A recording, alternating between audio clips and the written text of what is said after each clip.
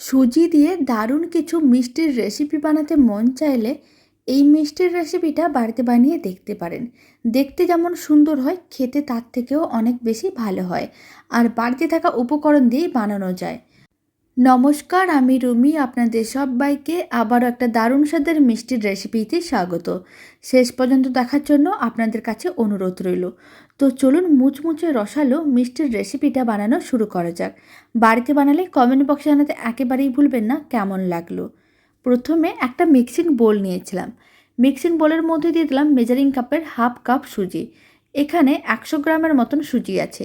ঠিক 100 গ্রাম ময়দা দিয়ে দিলাম। যতটা সুজি ঠিক ততটাই ময়দা। আর আমি দিয়ে দিচ্ছি 4 চামচের মতন সাদা তেল। এখানে আমি 4 টেবিল স্পুন সাদা তেল দিয়েছি।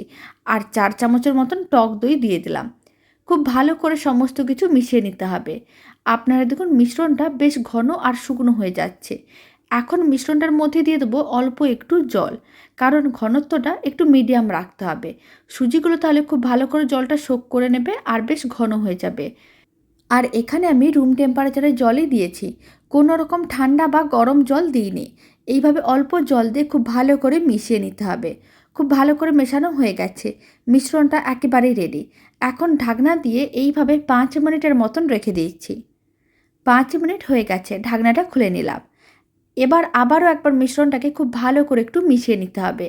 যখন খুব ভালো করে মেশানো হয়ে যাবে, তখন মিশ্রণটার মধ্যে দিয়ে দিতে হবে 1 চিমটের মতন বেকিং পাউডার।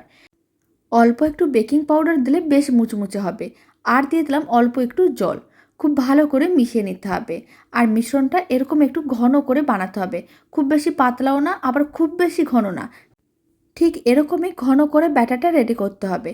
তাহলে খুব সুন্দরভাবে রেডি হবে। মানে টাইট ঘন ব্যাটার রেডি করা যাবে না।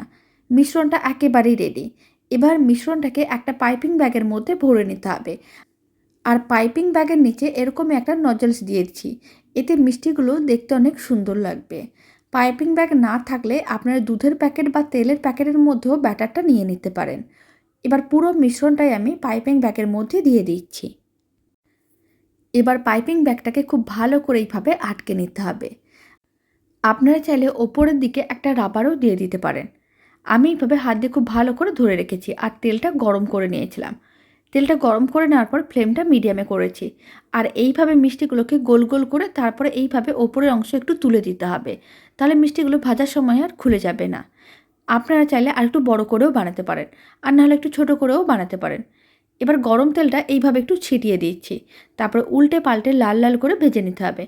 প্রথমে প্রায় 2 মিনিট এক দিকটা রেখে দিয়েছিলাম। 2 মিনিট পরে একটু উল্টে নিলাম। এবার উল্টো দিকটাকেও ভেজে নিতে হবে। মানে উল্টে পাল্টে বেশ লাল লাল করে ভেজে নিতে হবে। তাহলে ওপরটা বেশ মুচমুচে হবে আর খেতেও ভালো লাগবে। বাড়িতে আপনারা বানিয়ে দেখতে পারেন। খেতে ভীষণ ভালো হয়। আর বাড়িতে থাকা উপকরণ দিয়েই বানানো যায়। বানানোর জন্য খুব বেশি টাইমেরও প্রয়োজন পড়বে না। উল্টে পাল্টে বেশ লাল লাল করে ভেজে নিয়েছিলাম। মোটামুটি 6 থেকে 7 মিনিটের মতন সময়ের প্রয়োজন পড়েছিল। এবার আমি তুলে একটা প্লেটের মধ্যে রেখে দিচ্ছি। আর বাকিগুলোকে একইভাবে ভেজে নিতে হবে। মানে বাকি যে ব্যাটারটা আছে সেই ব্যাটারটা দিয়েও একইভাবে রেডি করে নিচ্ছি। এবার একটা কড়াইকে গ্যাসের ওভেনের ওপরে বসিয়েছিলাম। কড়াইয়ের মধ্যে দিয়ে দিলাম মেজারিং কাপের 1 কাপের মতন চিনি। এবার চিনির মধ্যে আমি দিয়ে দিলাম হাফ কাপ জল। মানে এখানে আমি প্রায় 200 গ্রামের মতন চিনি নিয়েছিলাম। আর 100 ml দিয়ে দিলাম জল। খুব ভালো করে মিশিয়ে নিতে হবে। চিনিগুলো মেল্ট হওয়ার জন্য অপেক্ষা করব। ফ্লেমটা মিডিয়াম টু হাইতেই ছিল। চিনিগুলো মেল্ট হয়ে গেছে। এবার আমি চিনি শিরার মধ্যে দিয়ে দিচ্ছি 2 ফোঁটার মতন কেশর ফুড কালার। আপনারা চাইলে কেশরও দিতে পারেন, আর না হলে ফুড কালারও দিতে পারেন। এতে কালারটা খুবই সুন্দর আসবে। ফুড কালারটা একেবারে অপশনাল, আপনারা চাইলে দিতেও পারেন, নাও দিতে পারেন। ফ্লেমটা লোতে রেখেছিলাম।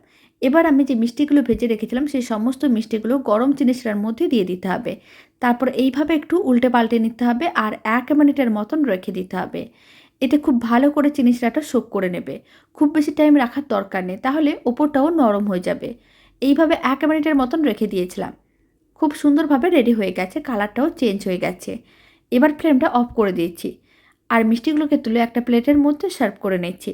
এতে ওপরটা বেশ মুচমুচে হয় আর ভেতরটাও কিন্তু রসালো হয়। বাড়িতে বানালে কমেন্ট বক্সে জানাতে একেবারেই ভুলবেন না খেয়ে আপনাদের কেমন লাগলো। আর এই মিষ্টির রেসিপিটা ভালো লেগে থাকলে আপনারা যদি ফেসবুক থেকে রেসিপিটা দেখছেন, পেজটিকে ফলো করে নেওয়ার অনুরোধ রইল। ইউটিউব থেকে দেখলে চ্যানেলটি সাবস্ক্রাইব করে নেওয়ার অনুরোধ রইল। পাশে থাকা বেল আইকনটি প্রেস করে নেবেন নতুন রেসিপির আপডেট সবার আগে পাওয়ার জন্য।